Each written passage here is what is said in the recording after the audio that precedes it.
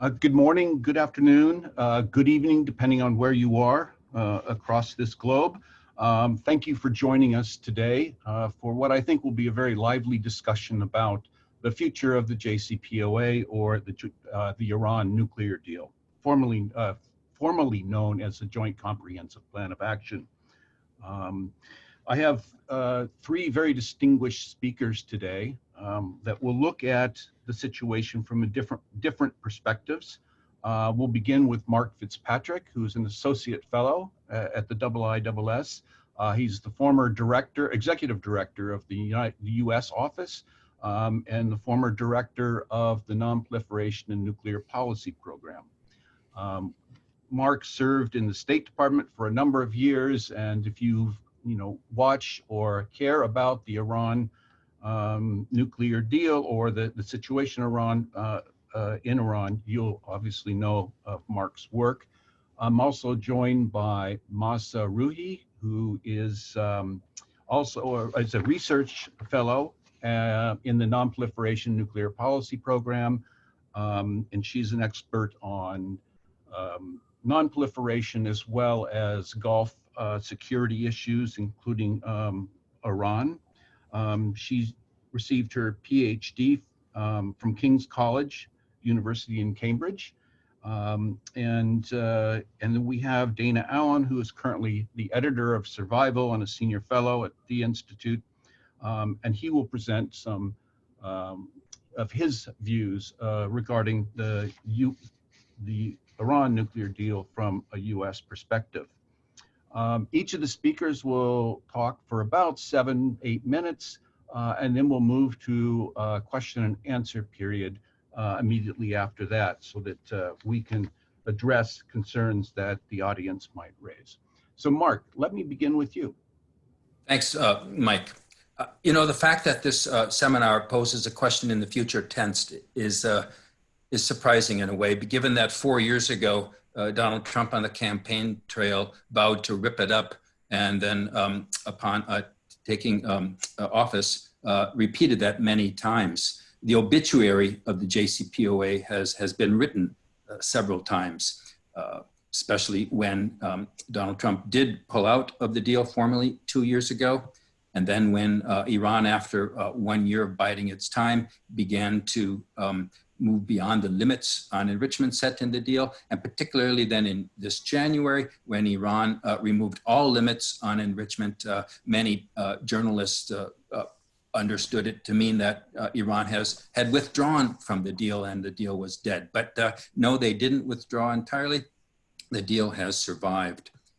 Now, as I said, Iran has not been abiding by any of the enrichment limits since January. Just to review the ways in which it has exceeded the limits. There was a limit of 3.67% on uranium enrichment. Iran exceeded that last summer, going to 4.5%, which is still justifiable in terms of producing fuel for nuclear power reactors, but it was supposed to not be beyond 3.67. Iran hasn't gone to 20%, which would be a much more provocative step. Iran is enriching uranium at the deeply buried facility at Fordo, which it was not supposed to do under the deal. It is enriching more than the stated amount at Natanz, but it's interesting that it hasn't introduced new centrifuges at Natanz. It has accumulated now enough low-enriched uranium sufficient for about one nuclear weapon if it were to be further enriched. Now, Tom, if you could please put up the slide. This amount is, I think it's interesting to look at this slide that Bloomberg had put together to see that we're not in a crisis situation at all. The amount of uranium that Iran has enriched to date is much lower than what they had at the beginning before the JCPOA came into being. Now, when I mentioned this on Twitter, one of my followers or somebody noted that, yes, but the rate of increase is exponential, so Iran quickly could get to that pre-JCPOA limit. Well, not really. There are capacity limits. if you look at just the amount by which they were able to increase the enrichment, Iran would not get to the pre-JCPOA level until 3 years. So this is going to be an issue for the whoever is in the White House next year. It's not an imminent issue today. Okay, thanks, Tom. Iran has also exceeded the limit on heavy water. It's interesting, it's only slightly over the 300-ton limit. Iran is kind of playing games in a way, showing that they don't respect this limit, but not massively exceeding it, just limited. Perhaps the most worrisome because all these other steps are reversible, but the step that's not reversible is the R&D excesses. Iran testing more kinds of advanced centrifuges than stated in the deal. But this R&D effort is not very focused. Iran is still experimenting with many different kinds, 14 different kinds of new centrifuges. It's really a scattergun approach. Now, in addition to not respecting the uranium enrichment levels, Iran is respecting other limits in the deal. And just to tick off them, it is not engaged in any plutonium reprocessing activity. It has not done any work at the Arak research reactor under the previous problematic design, nor has it resumed producing any fuel for that old style design that was problematic. It still allows the IAEA to monitor all the centrifuges in operation, storage, and manufacture. It also allows monitoring of all yellowcake. It lets the IAEA use online enrichment monitors and electronic seals and to automatically collect measurement recordings. Iran provides long-term visas to IAEA inspectors and working spaces for them. It also provisionally applies the additional protocol. The IAEA praised Iran in its latest report for facilitating inspections despite the complications of the coronavirus. But, and this is a big but, Iran's lack of cooperation with the IAEA investigation of past nuclear weapons development work means that the additional protocol isn't being implemented fully. Complementary access requests have not been respected. Many have been, but a couple of key ones have not. And questions about Iran's use of undeclared nuclear material point to what I think are probably safeguards violations. Now, these are not violations of the JCPOA unless the activity continues in the present. It's a potential probable violation of the safeguards agreement itself. And there's no indication that this activity continues to the present, but the IAEA doesn't know. That's why it's asking to go see a couple of key places. The fact that Iran kept all of the documentation about its past nuclear weapons development work certainly looks bad. Keeping these records, it's not itself a JCPOA violation, but it's been seen by a lot of people as an indication of Iran's intent to produce nuclear weapons. I would challenge that. And I think what it is it's Iran's intent to keep a robust nuclear weapons latency to be able to get nuclear weapons if it decides to go for it. So it didn't throw away all the documentation, but just having the documents doesn't mean it's going to actually build nuclear weapons tomorrow. It's waiting for the future. And the whole purpose of the JCPOA was to keep this latency in check. And that's why I'm a supporter of the JCPOA and hope that it will survive. Now, to return to the title of this webinar, will the JCPOA survive? Well, not if the United States is able to trigger snapback of UN sanctions. That would really pull the remaining reason for Iran to remain in the deal. And Iran has said in response it would withdraw. I think Mahsa is probably going to address that. U.S. Special Representative for Iran, Brian Hook, has threatened to invoke snapback if the United States cannot get the arms embargo on Iran extended. Now, I think this is an exaggerated issue because Iran really doesn't have the money to buy much in the way of new arms. And I don't think Russia is going to sell them the most problematic arms that would change the balance in the region. But the fact that Iran would be allowed to buy more arms, be allowed to sell arms to non-state actors is is worrisome, and it really resonates badly in the United States that Iran would be able to do this. 400 members of the House of Representatives, a large bipartisan consensus, signed a letter saying, extend the arms ban. And so the European Union, particularly the E3, Britain, France, and Germany, are working with the United States to find a way to extend the ban at least a bit, not indefinitely. Now, big question, does the United States have the authority to invoke snapback? The snapback provisions of Resolution 2231 back in 2015 were drafted very tightly so that it would be automatic if Iran were to violate the deal. So, and I think it's legally, the United States can make a legal argument that it has status to invoke snapback, but given that it's not a member of the JCPOA anymore, I think it's politically unsupportable for the United States to do this. And most states around the world don't agree that the United States has status. If it was easy for the United States to invoke snapback, I think it would have done it already. It's not easy. There are questions about whether a procedural vote on US standing could prevent snapback. For example, if the presidency of the Security Council was to judge that the United States doesn't have standing, the United States would need a qualified majority of 9 members to be able to go forward. And I don't think they're going to get 9 votes in the Security Council. Already Russia and China have said no. It looks like the European Union has said no. And I think other members would also not agree.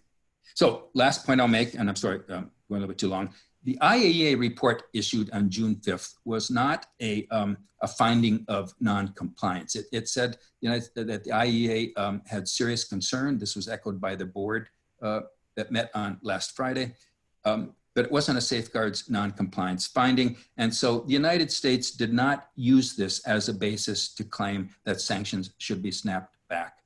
But when the board next meets in September, if Iran still does not cooperate, I think the United States may use it as a way to argue for sanctions snapback, and the JCPOA is going to be in even more trouble. Thank you.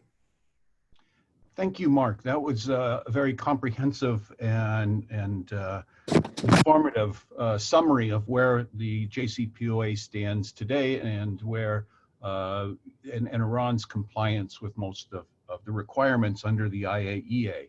I want to next move to Dr. Rouhi, who will present kind of the Iranian view as she sees it from discussions she's had with those in Tehran. Mahsa. Thank you so much. It's a pleasure to be here. Thank you, Mark, for providing a great framework for the discussion. I would like to sort of go over some of the changes in narrative and political debate and the internal discussions regarding how Iran is evaluating its options moving forward with regard to JCPOA. I would like to emphasize that all the arguments that I'm presenting reflect the arguments in the political elite discussions in Tehran about these issues and not my own personal views. I'll start this by an article that recently Mer News put out about potential responses that Iran could consider as countermeasures to the extension of the arms embargo if US were to proceed with it. And I think that gives us a very good idea of what the options are that are being considered. And then I go into some detail about what the political argument and what the rationale is behind each of these. So first option was reducing the inspections or limiting the inspections, which is already one of the points of contentions with the IAEA, as Mark mentioned, that has been in the past few weeks, with particularly with regards to 2 sites, but this is a more general, this is going to be a more general response in terms of limiting inspections. Second would be increasing enrichment level, potentially closer to 20%, which is seen in Iran as crossing a red line for the Europeans and maybe even Russia and China if Iran were to do that. Third option they're considering is stopping the implementation of the additional protocol, which Iran committed as part of the JCPOA to voluntarily adhere to this additional protocol. Fourth option, the article lays out, is leaving the NPT, and the fifth option is leaving the JCPOA. In the same article, and I think it's interesting to mention, there's a quote from Deputy Foreign Minister Araghchi, who was one of the critical members of the negotiating team for the JCPOA, that says, if Iran's reward after all these interaction, negotiation, and cooperation with the IAEA is to be put once again under Chapter 7 of the UN Charter, this means that our nuclear doctrine has been wrong all along, and we need to reconsider our policy and our nuclear doctrine. And what's important here is that, what does this mean? What is Iran's nuclear doctrine, and what does it mean if it were to reconsider it and change it? And I think that very well sort of represents the debate in Tehran.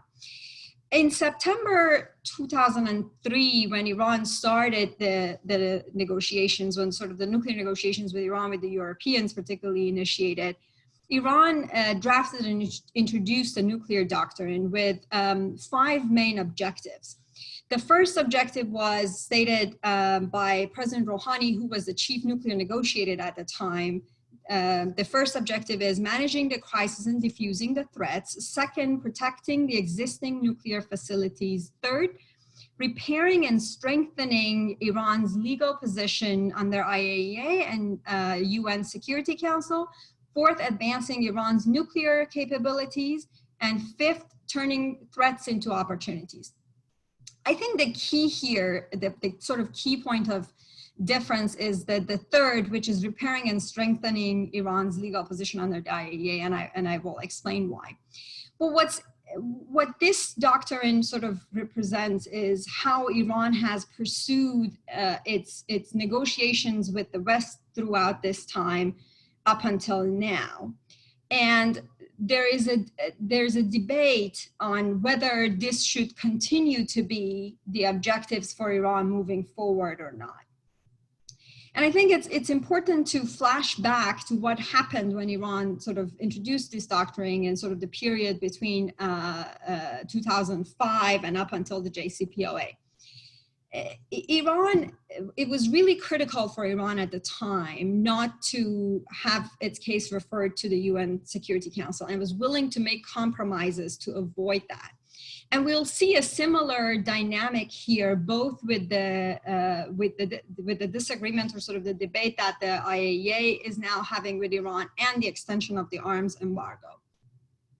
What happened when the negotiations between 2003 and 2005 sort of started to fail is that as soon as Iran's case was referred to the Security Council in early February 2006, I think 2 days after that, after the introduction, Iran announced that it will stop the voluntary implementation of the additional protocol. And in less than 2 months, Iran announced that it has enriched uranium for the first time.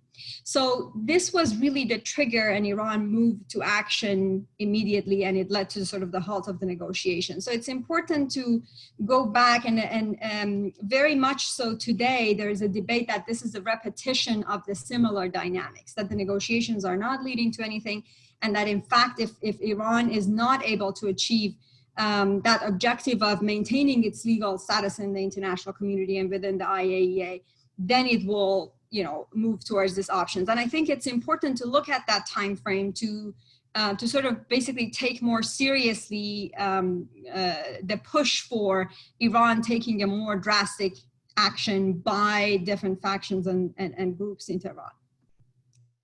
The arms embargo, as Mark has mentioned, is critical for Tehran, not necessarily because of Iran really, that is critical to its sort of buying the weapons or importing or exporting, but because of what it represents and sort of a change it could mean for Iran's strategy. One of the, for Iran, if this case, if there's a snapback or if the arms embargo is extended, it means that they have failed in maintaining Iran's legal position. And at that point, they would need to sort of reconsider how they will move forward. They will have very less basically to lose. And I think this is the most important change in the political debate on the nuclear issue recently, and I would say in the past year and a half, which is the debate, it used to be that there's a consensus that Iran has to aim to maintain a good legal standing in the international community. And now there is a serious pushback by the hardliners, making an argument that, well, there has to be enough benefits that we could draw from being a good standing member of the international community for us to make such compromises on the nuclear program. And currently we're not getting any of those. And one of the two very important, as in Iran, they refer to as tests of this, has been Iran's request for the IMF loan, as well as this arms embargo. So they very much represent whether Iran is able to draw major benefits as part of its compromises to stay within the legal frameworks of the international community or not.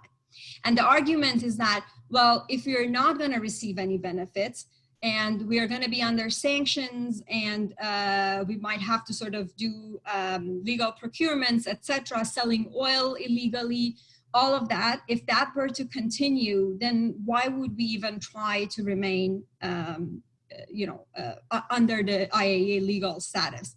And that has been an argument that is getting a lot more traction these days, and it's becoming a sort of a very prominent argument within all different circles, whether it's the parliament, whether it's even sometimes within the government, supreme leader, IRGC, etc.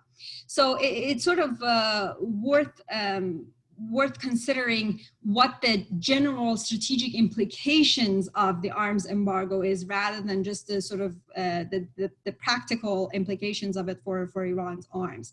And I think the European countries understand this, and that's why there have been efforts to sort of find a solution that is more of a middle ground solution that assures Iran that there is benefit in complying with the international commitments and sort of taking a more patient and restrained approach towards this.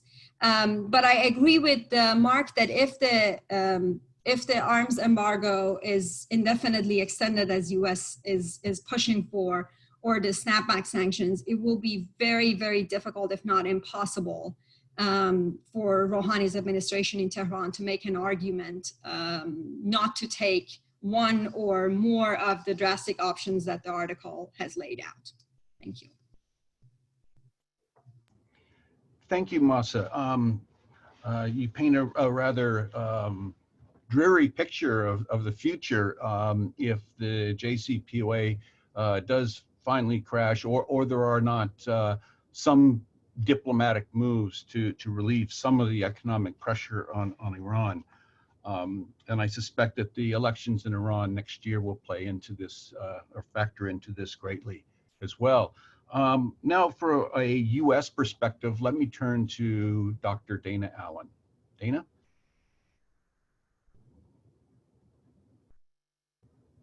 Take yourself off mute. Somebody else, I think, can unmute me, but there. Thank you. I suppose there's a slight irony that the U.S. perspective is being provided by the one person on this panel who isn't in the U.S. I'm actually sitting at the IISS. Well, I'm sitting at home, obviously, but at IISS in London. But I do have an American perspective, and obviously it's going to be linked to the question of who's going to be the next president of the United States. I thought, in talking about that, I want to start with a backup for some wide-angle context.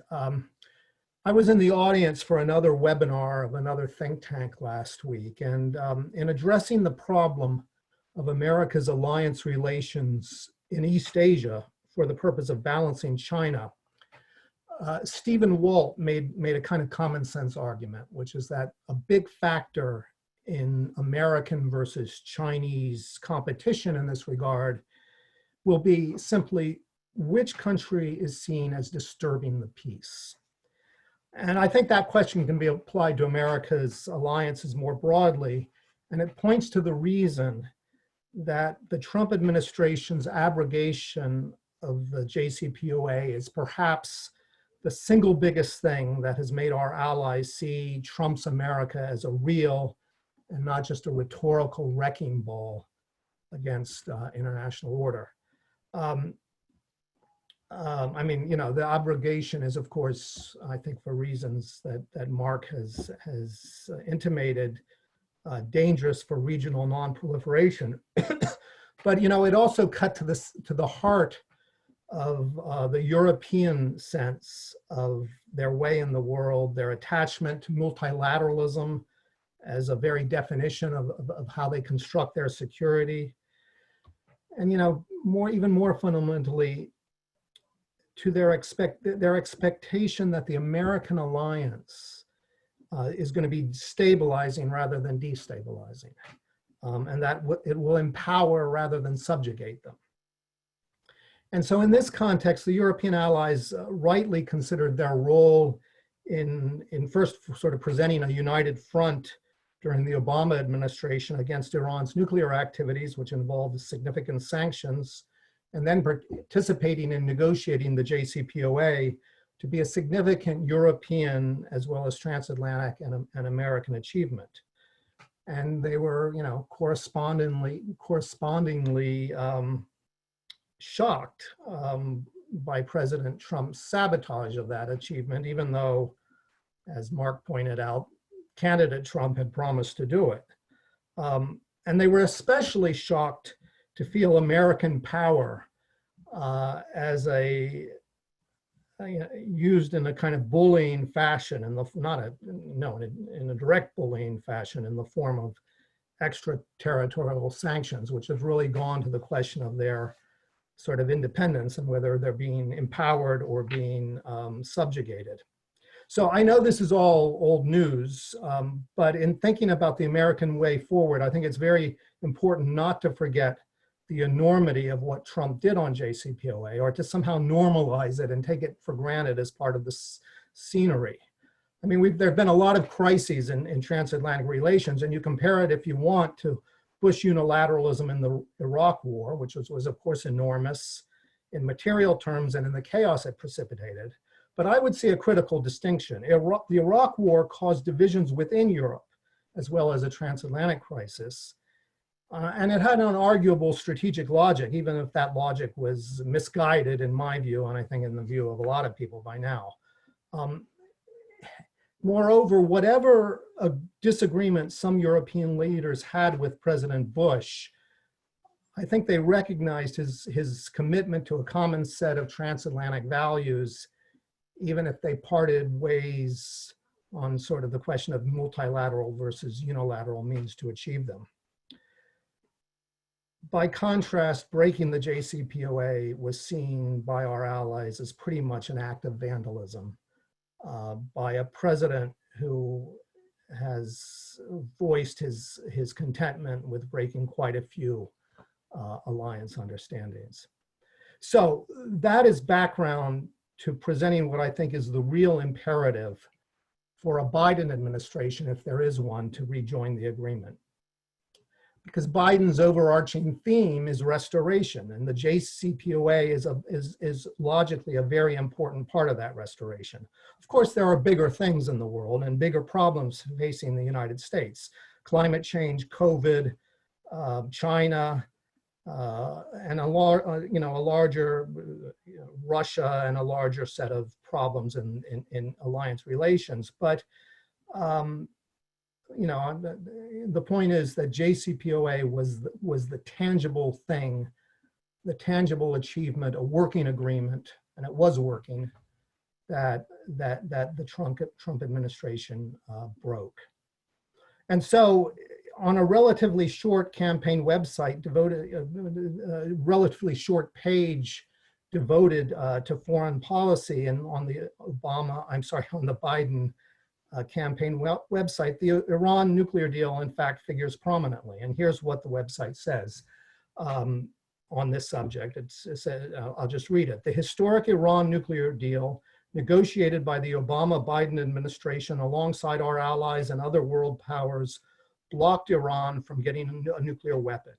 Yet Trump decided to cast it aside, prompting Iran to restart its nuclear program and become more provocative, bringing the region to the cusp of another disastrous war. If Tehran returns to compliance with the deal, President Biden would re-enter the agreement using hard-nosed diplomacy and support from our allies to strengthen and extend it, while more effectively pushing back against Iran's other destabilizing activities. That's a pretty straightforward commitment. There obviously are some difficulties. I mean, one is a question I guess I would put to Mahsa, which is whether Iran would go back into compliance. The broader problem is, as the Greek philosopher said, you can't step in the same river twice. I mean, things have happened. There is a certain illogic in that statement insofar as if the new administration re-enters the agreement without conditions, beyond the Iranian return to compliance, then in theory it loses some leverage for strengthening and extending it, much less dealing with other Iranian activities. In practice, however, I think the best way to stabilize the situation is to get back into the agreement and then deploy, various American instruments of power and influence and even coercion to try to deal with these other issues. All of this will be complicated by the problem of politics and priorities. Priorities obviously include a disastrous situation that the new administration is going to be facing in terms of global health and the international economy. Politics includes the American relationship with Israel, to which Joe Biden will, I think, be instinctively attentive. But I think, there's a real effort, there will be a real effort, and I think a real hope to try to achieve this restoration across the board, but particularly on this one issue. So that's Biden. And I'm sort of out of time, but you might ask me about the Trump second term. And I would just say, if there's a Trump second term, the question would be on this issue, as on many others, would President Trump, a re-elected President Trump, somehow grow into a more mature and positive agenda? So we've been waiting for 3.5 years for that. And I'm not sure what people would expect in a second Trump administration, but maybe a re-elected President Trump will want an achievement like a New Deal. Maybe some sort of fig leaf that looks different too, but really isn't any better than the JCPOA can be imagined. Maybe the Iranians will be chastened by Trump's re-election and ready for some form of mutual face saving. Maybe President Macron will be stubborn and energetic enough to try again to bring the two sides together. That's a lot of maybes, but maybe that's where I should stop for now. Thank you, Dana. I was particularly attracted to your statement calling the withdrawal of the U.S. from the JCPOA as being an act of diplomatic vandalism. I thought that you should trademark that if you could. We have a number of questions that have come in the written form. I don't see anyone with their hands up yet, so I'm going to move straight to two questions. One asked by Michiru Nishida, and it's to Mark Fitzpatrick. So Mark, you said non-provision of access under the additional protocols may be a safeguards violation, not a JCPOA violation. But the JCPOA includes the additional protocols, as provisional as they might be. So could one not interpret this as a JCPOA violation as well? A second question, it's not fully related, but it's from Naveen Shephers, who all of us, the panelists, know. In addition to thanking you for the insightful comments, she asked to Mark, how much leeway do you believe the Europeans have on U.S. plans to extend the arms embargo? And to Mahsa, how has Friday's IAEA board resolution impacted those options that you mentioned being discussed in Tehran right now? So with those two questions, I'll hand it over to Mark and then to Mahsa. Good. Nishida-san, that's a very good point you make. If the IAEA were to find that Iran had violated the additional protocol by not providing the complementary access requested, then yes, this would, you're right, this would be a legal violation of the deal. The IAEA hasn't reached that finding. They're still in a negotiating stage with Iran. They've requested. Iran has not said no. They haven't said yes. But we're getting to the point where the IAEA may reach that, and it could be a legal violation. But politically, would it be a violation? I think many countries would say that the JCPOA deals with current nuclear activity, not activity before the JCPOA. So I'm not sure how much political support there would be for such a finding, but the safeguards violation is more clear. Naveen, yeah, I think the Europeans may be a little bit shy about trying to negotiate anything with the current administration, given the past record. I've just been reading John Bolton's book. I didn't buy it. And if anybody wants to read it, you don't have to buy it. There's a way. Ask me offline. And Bolton is so, makes no bones about it that 2 years ago, when the Europeans were negotiating in good faith to address the concerns Trump expressed about the JCPOA, Bolton blew him off and he said, no, forget about these negotiations. We are out of this deal. So all the work went for naught. And it's, it's conceivable that could happen if negotiations ensued on this extending the arms ban. But, Bolton's not there anymore. And if Trump wants to negotiate with the Europeans, I think that they could strike some deal. The question would be over the duration of the extension. The United States wants unlimited. I understand the Europeans have suggested 1 year, might be somewhere in between. The Iranians won't go along with any of that, but there could be some extension. And there's also an issue about whether the United States really has this leverage to snap back sanctions. How confident are the Europeans that they could employ maneuvers, logistical, administrative, legal maneuvers in the Security Council to prevent the United States from having standing? And I've heard different opinions about that. Great, thank you, Mark. Mahsa? If you unmute yourself, please.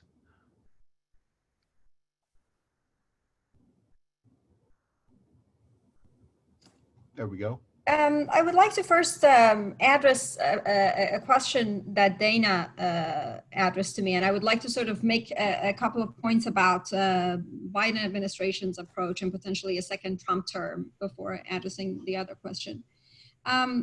So there are arguments about a second Trump administration, and I'm less optimistic as others about how Iran will approach this.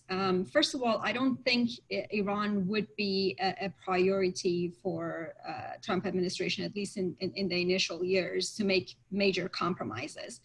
And secondly, all these arguments about the opening potentially by a hardline president in Tehran and a second Trump administration, they existed, and I heard them when President Trump was being elected as well, that this may be the opening for a better deal, for a comprehensive agreement with President Trump in Iran. And unfortunately, I think if we learned any lesson is that diplomacy is hard. It takes experts who know diplomacy and have good faith in making it bear fruit.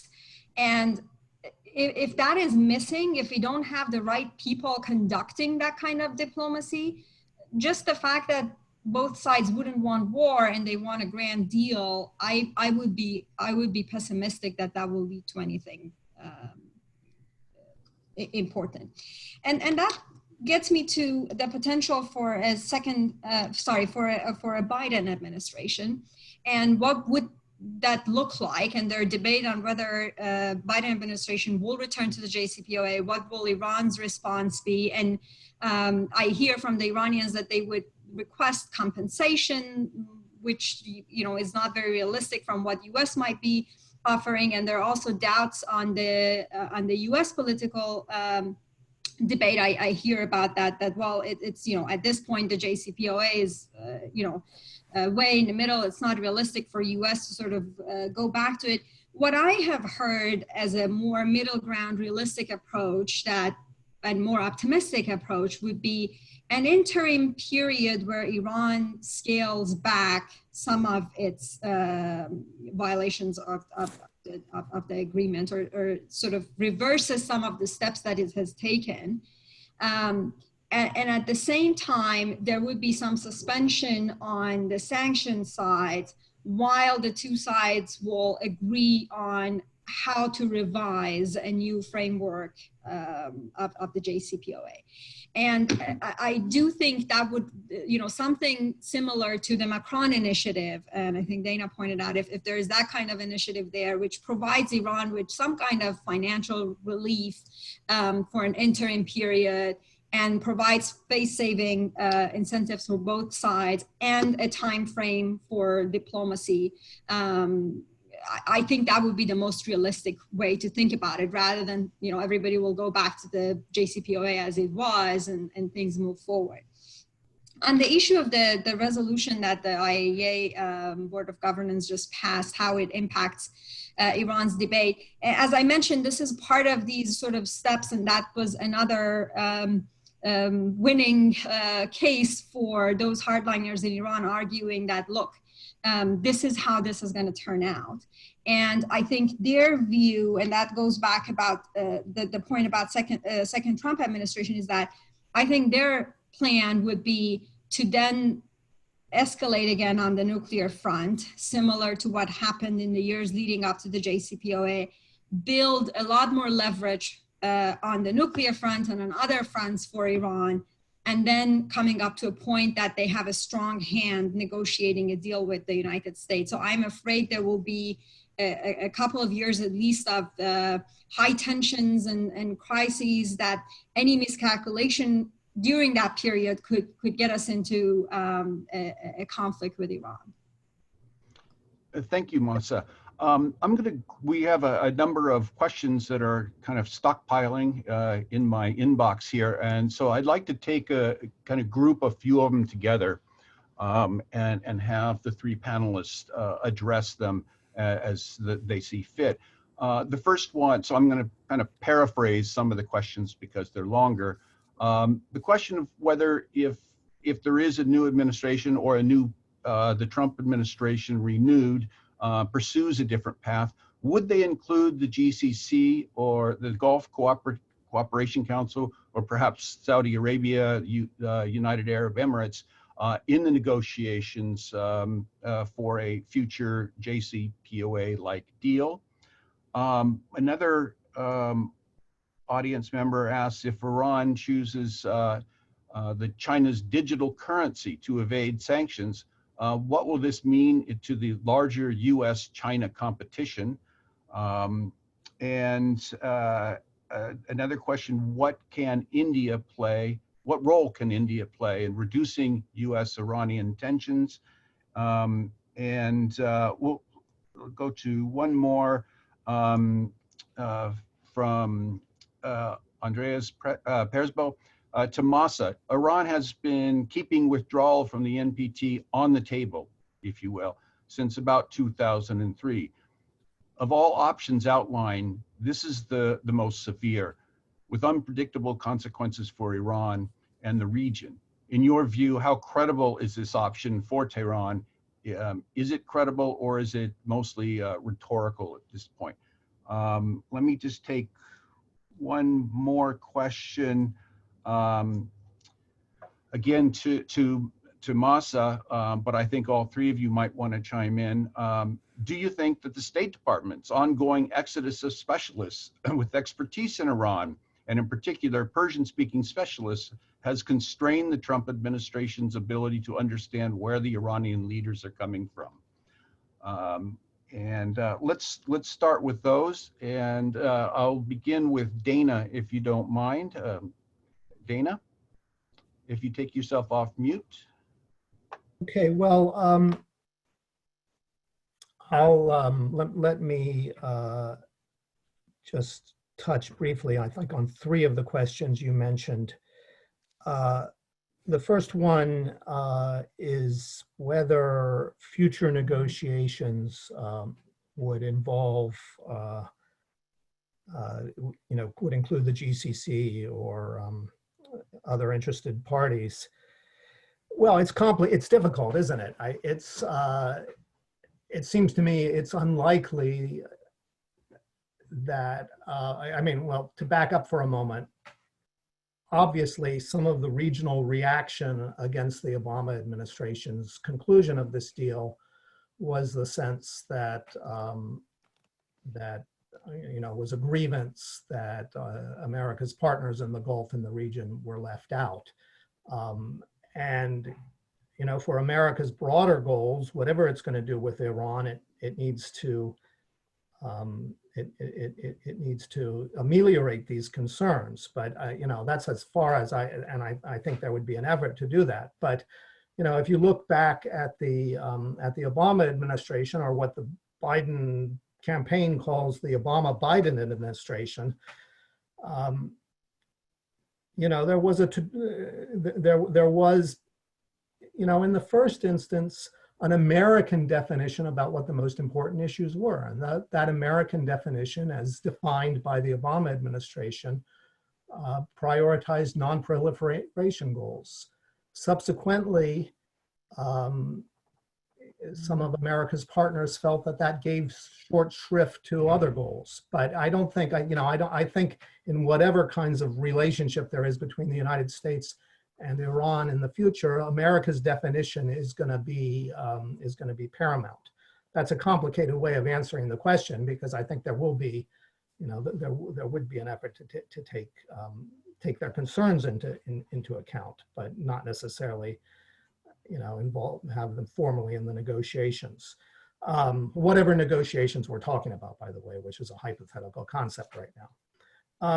If Iran uses the digital Chinese currency to evade sanctions, what role would it play in US-China relations? Well, I suppose the short answer is that it would worsen US-China relations, but the longer answer is that the United States really does have to be concerned about its use of its position in the financial system and its astonishing power in the global economy, to punish anyone who tried to preserve any companies or partners who were trying to preserve the deal and trade with Iran based on the deal, which they were still signatories to.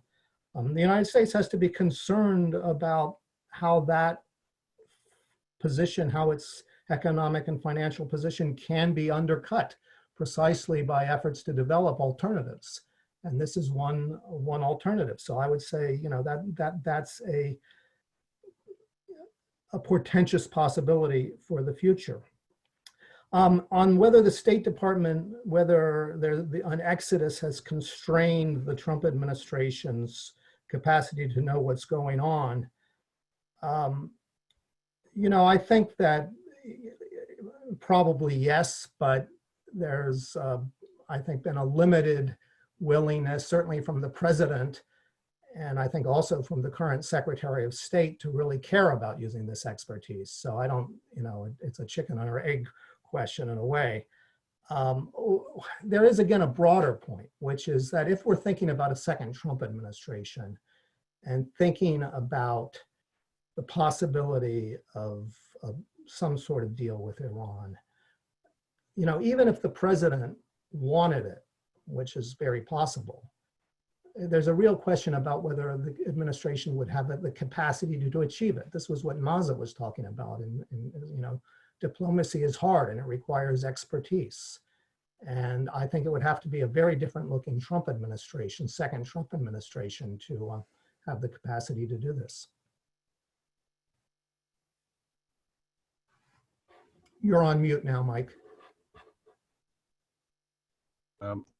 guilty of that sin as well. You'd think I'd be used to it with the Zoom platform these days. Mark, could I please turn it over to you? Yeah, Dana said everything that I was going to say.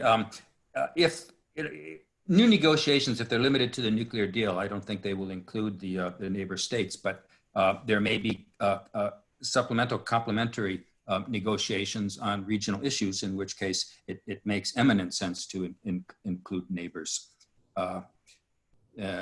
There was a question about what role India can play. You know, India had been one of Iran's major markets for oil sales, and under US pressure, India cut them off. If India were to find a way to resume buying Iranian oil, it would make up for some of the losses Iran had suffered and could contribute to keeping Iran in the deal. But I don't know how Indian firms would then get around the danger of being penalized by the US Treasury. And I would agree with what Dana said about the State Department. You know, the administration doesn't pay attention to expertise. In reading Bolton's book, I'm again struck by how many times he believed that, stated a belief that pressure on Iran, sanctions, will make the Iranian people turn against their own regime. And you know, my understanding of how the Iranians people view this is that's not the case. So I don't think they pay much attention. There are many Persian speakers in the U.S. intelligence community and people who know Iran, but some of them, you know, may have a different view, and may sometimes administrations cherry pick the intelligence or the findings that they want to supplement their political views. Thank you, Mark. Mahsa? Thank you. I'm not going to answer a couple of questions that I think Dana and Mark both alluded to, including the latest one on the State Department, and I don't have much to add. I will only try to make points about two particular questions. One on the GCC, just to follow up on what Mark suggested. I really think actually it would be very wise for the GCC to initiate sort of a parallel track negotiations on their priority issues of concern with Iran, rather than waiting to be on board with US negotiations with Iran, because as it was mentioned both by Dana and Mark, US will prioritize non-proliferation. Same for the European countries. And so, it is important for the GCC to sort of create a different track and offer different incentives and, propose their demands as they prioritize them. The second is the issue of the withdrawal from the NPT that has been stated or been in the news going back to even 2003. It is the case, and I've actually, if you're interested, there is a piece I've written for Foreign Policy specifically discussing the details on this, but I'll just raise a couple of points. First of all, my assessment is that this has now, it used to be a voice or a very hardline voice and an idea that were put out either by somebody in the parliament or another sort of political expert, etc. Whereas now it has turned into a serious policy option that has been debated amongst those who participate in the national security debates as whether Iran should pursue it or not. And I think that's a sort of big shift, and it has to be taken into account. And there are a couple of, I think what's important to consider is that the reasoning as why this is now more of an option. One is that at the time, or for a long while, it was viewed in Iran that if they did so, that would lead to a US attack on Iranian soil. And so that was a very important consideration for them not to take into account withdrawing from the NPT seriously. That is no longer necessarily the case. There is a strong assessment within Iran's political communities that neither a second Trump administration nor potentially Biden administration will initiate another war in the Middle East. And given the many difficulties that US is dealing now and the economic situation and the prospects for it ahead, they seem to think that would be an unlikely response. And so that has been a game changer in their considerations. Second is the issue of the legal standing. For them, remaining within the NPT had certain benefits, most important of which the possibility of normalizing in the international community and changing Iran's international sort of status. If they, as things move forward, and if they come to the conclusion that this is just not going to happen, which is an argument that Khamenei and some other, hardline factions have been making all along, that no matter what we do, we could argue that that's wrong, but that's the argument, that no matter what Iran does, at the end of the day, they will pursue regime change and they will not come to terms with the Islamic Republic regime. And that, those who are proponents of the argument then think, well, then why do we abide by any of that? And that has again become a strong incentive for Iran to consider withdrawing from the NPT. And if you consider all of the sanctions, and if they're going to be treated like North Korea, they might as well act like North Korea. I think that's the argument that they're making. Thank you, Mahsa. We only have about 3 minutes left, and I have in the queue quite a few questions. But when I look through them, I would just try to summarize them in a way and ask the three panelists for their quick or brief thoughts on where they think, will the JCPOA survive, and under what conditions might it survive, and does Iran have any real incentive to trust a future, the next U.S. president, whether it's a re-election of Donald Trump or Joe Biden, or the election of Joe Biden? Is there even enough trust to begin negotiations in earnest? So I'll go in the order that we presented in and begin with Mark, then go to Mahsa and Dana for a wrap up. The JCPOA has survived this long against all expectations. It will survive, I think, until the US November elections, because Iran will be looking to see what comes out of those elections. But if the United States is able to get snapback sanctions, then I think that will be the death of the JCPOA. Thank you, Mark. Mahsa. I agree with Mark's assessment, so I won't take time repeating it. Okay, and Dana. I'm not going to challenge Mark's assessment. I think that's a very strong one. But I will address two broader things. One is the question of, does Iran have incentive to trust the next US president? And that, in a sense, brings me to something very important that Mahsa said in her discussion about the debate about possibly withdrawing from the NPT. And that is that, of course, trust has been damaged all around. And,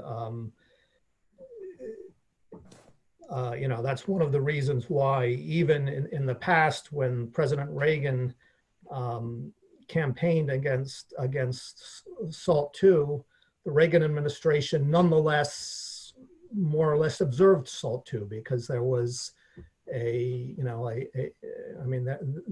there is an American interest in continuity between administrations.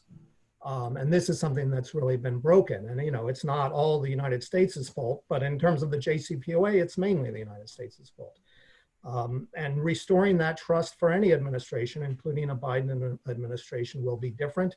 Meanwhile, the Iranians are doing things that has led the United States to distrust it, and that's it's long been doing things that's led the United States to distrust it. So that's that's the situation aggravated by the abandonment of diplomacy.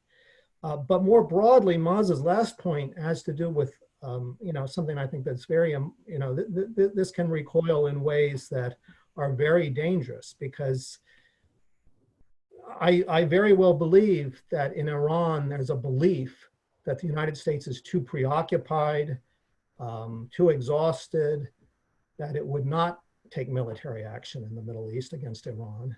But I don't think they're necessarily correct about that. I think that, we could be returning to a situation where war is a very dangerous possibility if Iran does some of the things Mahsa talked about. And so, these are big stakes. And that's why, returning to sort of the main theme of my presentation, I think a Biden administration would have a strong interest in trying to get to return to the JCPOA and stabilize things. Well, thank you. We've unfortunately reached the end of our time, and I know there are a number of questions in the queue that I was not able to get to. But nonetheless, I would like to thank the audience for participating in this webinar. And I'd also like to thank Mark, Mahsa, and Dana. And perhaps we could all join in thanking them electronically. And we'll draw this session to a close. So thank you to everybody. Thank you.